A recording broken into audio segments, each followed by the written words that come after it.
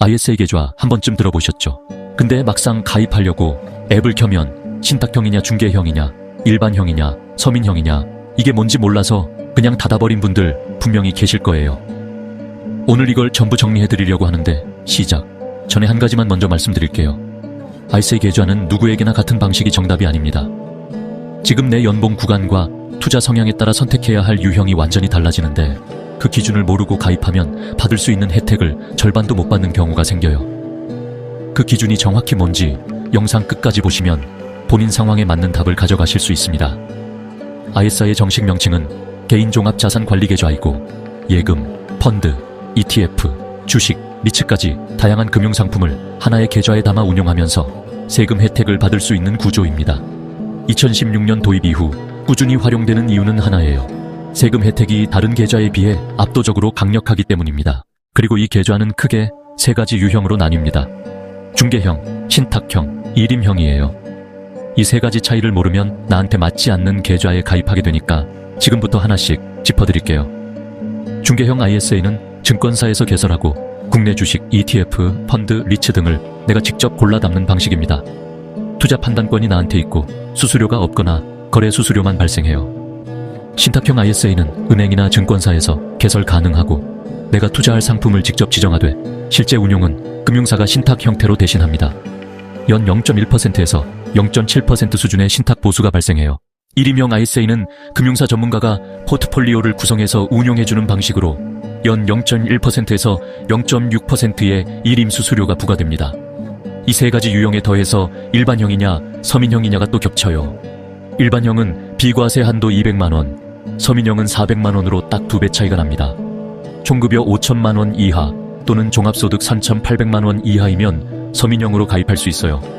이 조합이 왜 중요한지는 다음 파트에서 숫자로 정확하게 보여드리겠습니다. 첫째, 중개형 ISA입니다.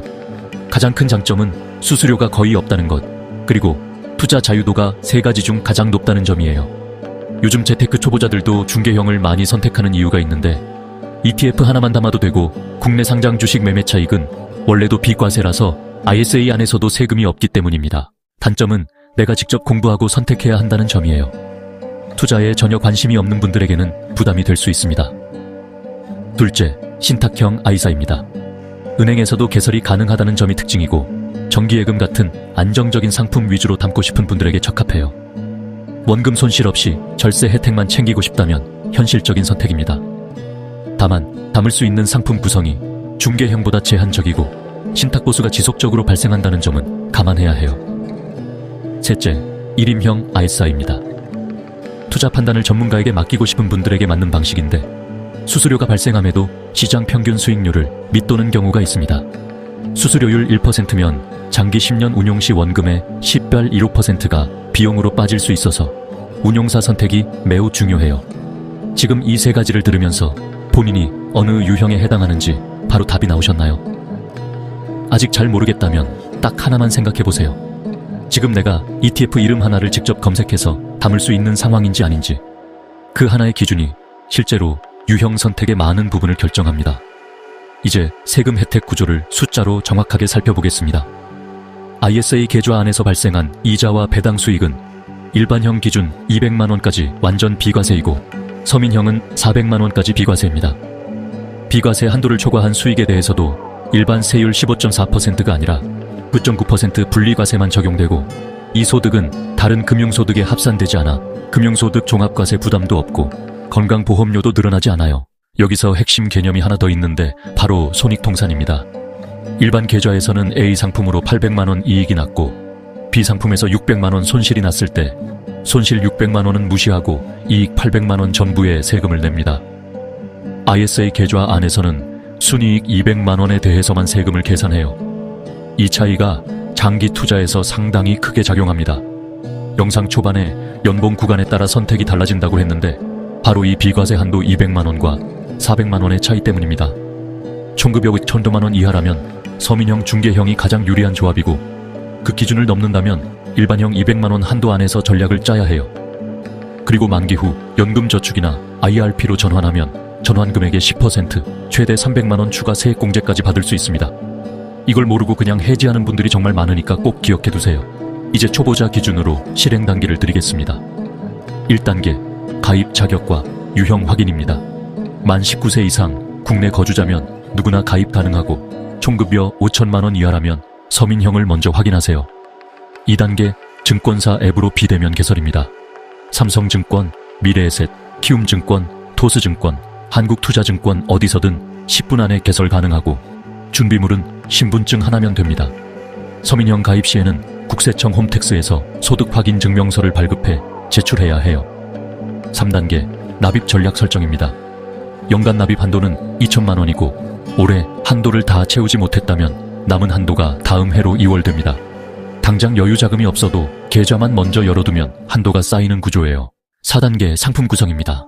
처음에 뭘 담아야 할지 모르겠다면 코스피 200을 추종하는 국내 ETF 하나로 시작해도 충분합니다. 티걸 200이나 코덱스 200 같은 ETF는 클릭 몇 번으로 담을 수 있어요. 5단계 3년 유지입니다.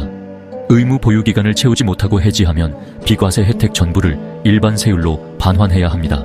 마지막으로 반드시 알아야 할 주의사항 3가지입니다. 첫 번째, 가입 불가 조건이 있어요. 직전 3년 중 한 번이라도 금융소득 종합과세 대상자였다면, 즉 이자와 배당소득 합계가 연 2천만 원을 넘은 적이 있다면 ISA 가입이 불가능합니다. 두 번째, 1인 1계좌 원칙입니다. 중개형과 신탁형을 동시에 보유할 수 없어요. 단, 계좌 이전 제도를 활용하면 해지 없이 다른 금융사로 옮기거나 유형을 변경하는 건 가능합니다. 세 번째, 국내 주식 매매 차익은 손익통산에서 제외됩니다. 국내 상장 주식의 매매 차익은 원래 비과세이기 때문에 주식에서 손실이 났다고 해서 예금 이자 수익에서 차감해주지는 않아요. 이 구조를 모르면 기대한 절세 효과와 실제 결과가 달라질 수 있습니다. 영상 초반에 연봉과 투자 성향에 따라 선택이 달라진다고 했는데 지금까지 설명드린 내용을 바탕으로 2가지만 스스로에게 질문해보세요.